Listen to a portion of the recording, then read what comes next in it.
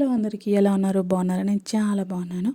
Last వీడియోలో చెప్పాను కదా మీకైతే, నేను పూరి చేశాను అండ్ చపాతీ కూడా చేశాను. మటన్ కర్రీతో ఏది టేస్టీగా ఉంటుందో మీరు చెప్పండి. నాకైతే మటన్ కర్రీతో చపాతీ అంటే చాలా ఇష్టం అనమాట. అండ్ మా వారికి అయితే మటన్ కర్రీతో పూరి ఇష్టం అనమాట.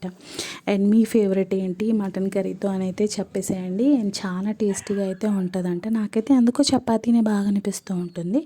అండ్ ఐ లైక్ చపాతీ అనమాట. అండ్ మీరు ఏది ఎక్కువగా తింటారు అనేది చెప్పండి. నేను చెప్పాను కదా లాస్ట్ వీడియోలో, ఇంకా పార్క్ అయితే వెళ్ళామన్నమాట. ఈసారి వైల్డ్గా ఆడుకున్నారండి. ఎంతగా అంటే చూపిస్తాను. మొత్తం మట్టితోనే ఆడారనమాట. వద్దు అని చెప్పగా కూడా అస్సలు వినలేరు.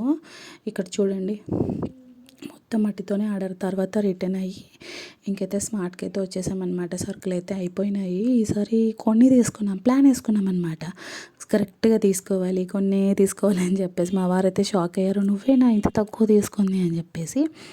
అండ్ నేనైతే కొన్ని తీసుకోవాలని డిసైడ్ అయినా అనమాట. ఎందుకంటే హాలిడేస్ వస్తున్నాయి కదా, కొన్ని రోజులైతే ఊరు వెళ్తాను, ఎందుకు అన్నీ తీసుకోవడం, మళ్ళీ అవసరమైతే తీసుకుంటాను అని చెప్పేసి స్నాక్స్ కోసం అయితే పైకి వచ్చాము. బట్ ఏమీ నచ్చలేదు, ఎప్పుడులానే ఉందన్నమాట.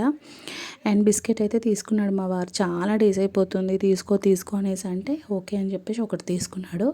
అండ్ డైపర్స్ అయితే చిట్టలికి అయితే ఇక్కడే తీసుకుంటాము. ఏ కంపెనీ వాడతారు అని అంటే నేను అడగండి, నేను మళ్ళీ వీడియోలో చెప్తాను. అండ్ సోప్స్ కూడా తీసుకున్నాను.